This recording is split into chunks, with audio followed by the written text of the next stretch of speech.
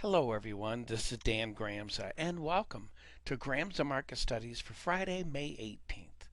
In the NASDAQ market, well, we saw how the market digested some bearish news that we had coming out in Europe as well in the States. And I discussed this in the advanced video, but what we're seeing here is we're seeing sellers, right? That's what this red candle means to me. It means that capital is flowing away from the stock market. Well, where is that capital flowing to? If it's coming out of the stock market, where does it go? Well, currencies is one place. We see the US dollar, these charts, which represent the euro and the Swissy and the Aussie dollar and British pound and Canadian dollar, those all represent US dollars, those currencies compared to the US dollar. And we can see that they're slowing down here a tad, but at least the euro is. Does that mean we're going to get a big move to the upside? Probably not, the way this is setting up here. What we are looking for, though, is an unchanged type close. We're not looking for a big rally going into the weekend. And if you think about this from the capital point of view, that means that capital is flowing towards the US dollar as well as towards the Japanese yen. And what we're seeing here, buyers came in with both hands. And as I mentioned in the advanced video, how they did this is right on target.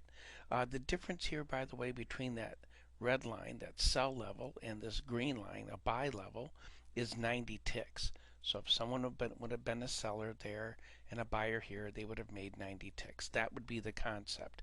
I am not suggesting that you should do that or you would get this kind of return. What I am trying to show you is just the magnitude of change that occurred here. In fact, where else did the capital flow? It flew right over here to the U.S. Treasuries. And if you look at the 30-year bonds, buyers came in with both hands in that market. So we're seeing capital flowing back this way. That's typical behavior in times of uncertainty. But where we also haven't seen it for a while, we did see it coming back in, was in the precious metals. Here in gold, buyers did come above that green level or that buy level. And the difference between the sell level and the buy level in this market is $70. Each dollar is worth $100. Each penny, each 10 cents, I should say, is worth 10 cents, $10 in that market. And so what we're looking at is $100 per dollar move. So that would be a $7,000 move. That would be the magnitude of change between the red line and the green line here. And again, I'm not saying that you should do that or that you would get this kind of return, but I'm trying to show you how this resulted in that kind of a magnitude of change. And the same thing here for silver. Silver traded also above that buy level. And the difference between the sell level and the buy level in that market would be $1.90. And the magnitude of change, the dollar change, would be $9,500 to give you a feel for how that unfolded. And again, that's just a reference. Not saying that you would get that kind of return. But we're seeing capital flowing towards these markets. And where we're not seeing it flow is right back toward the crude oil market, which is what we're looking at here. So we're not looking for a dramatic change in this market, and we're not looking for that change today.